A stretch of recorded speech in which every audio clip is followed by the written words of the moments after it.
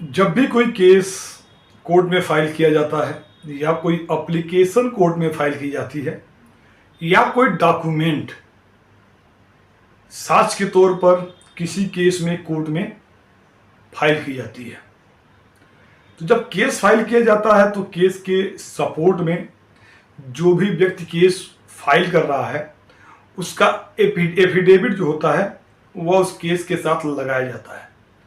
अब एफिडेविट में क्या बातें लिखी होती हैं?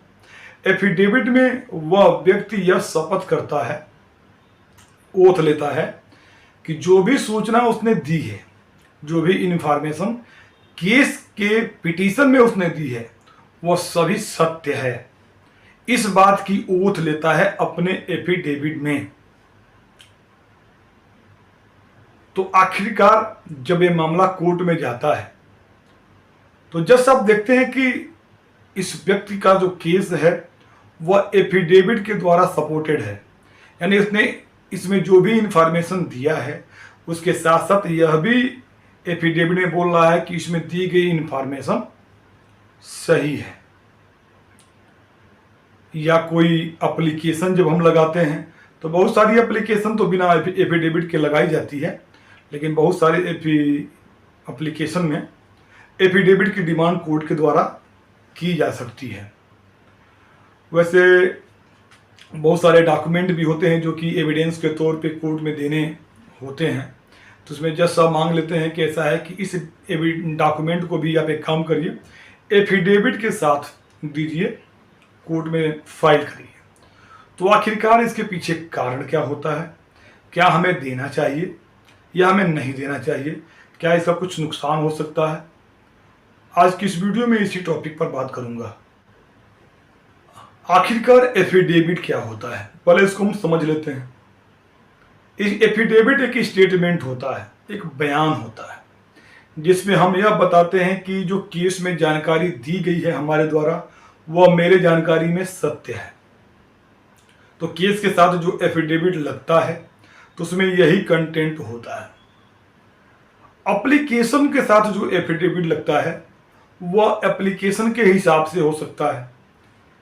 जैसे प्ली बार्गेनिंग की जो एप्लीकेशन लगाते हैं तो उसमें क्या होता है कि कोर्ट से बार्गेनिंग करना होता है, उसके कुछ रूल और रेगुलेशन होते हैं।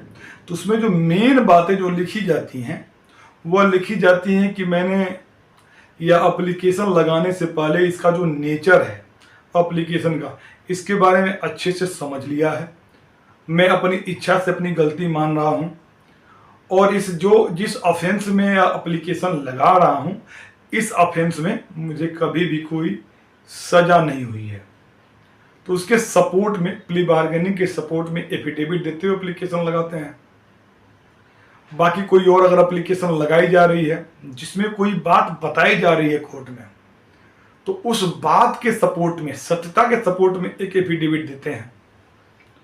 कोई डॉक्यूमेंट हम कोर्ट में दे रहे हैं तो वह डॉक्यूमेंट जेन्युइन डॉक्यूमेंट है, फोर्ज डॉक्यूमेंट नहीं है, गलत डॉक्यूमेंट नहीं है। तो उस डॉक्यूमेंट की सत्यता को बताने के लिए हम एफिडेविट दे रहे हैं। देना चाहिए एफिडेविट, काफ़ी अच्छा होता है, स्ट्रांग एविडेंस होता है, लेकिन सही होना चाहिए। जो भी बातें आप बता रहे हैं वो सत्य होना चाहिए। कारण क्या है?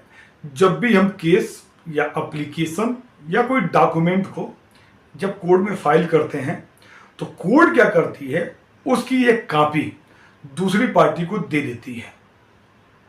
अब दूसरी पार्टी को यह देखना होता है कि जो एफिडेविट दिया गया है, एप्लीकेशन या केस, वह सत्य है या नहीं। और जब दूसरी पार्टी इसको वेरीफाई करती है और उसको ये जानकारी होती है कि इसमें दी गई जानकारी गलत है, तो जो भी उसके रेलिवेंट डॉक्यूमेंट होंगे वह इसको लगाते हुए इस बात को कोर्ट के नॉलेज में लेकर आएगी। और वाकई में अगर ये बात सत्य पाई जाती है कि आपने कोर्ट में झूठी इंफॉर्मेशन दिया है एफिडेविट पे, तो कोर्ट क्या करेगी? कोर्ट इस मामले का संज्ञान लेगी और आपके ऊपर, जिस व्यक्ति ने झूठा एफिडेविट दिया है कोर्ट में, उसके ऊपर भारतीय न्याय संहिता की धारा 236, 227 और 229 के तहत मुकदमा पंजीकृत करवा सकती है। जो मैट्रिमोनियल जो डिस्प्यूट है उसमें डोमेस्टिक वायलेंस का मामला दर्ज होता है, मेंटेनेंस का मामला दर्ज होता है। जब ये मामले आते हैं कोर्ट में, डोमेस्टिक वायलेंस हो गया या मेंटेनेंस हो गया, तो इसमें कोर्ट के द्वारा दोनों पक्षों से इनकम एफिडेविट मांगा जाता है।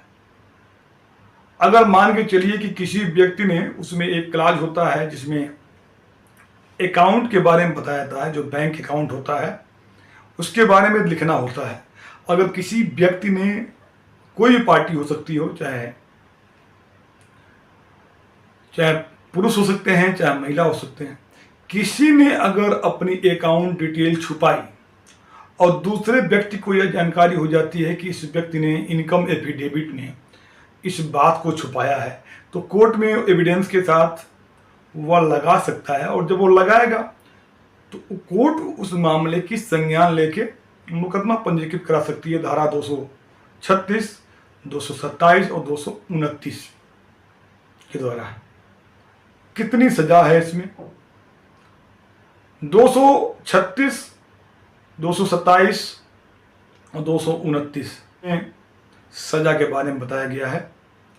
सजा इसमें 7 साल तक की हो सकती है और 10,000 तक का जुर्माना हो सकता है।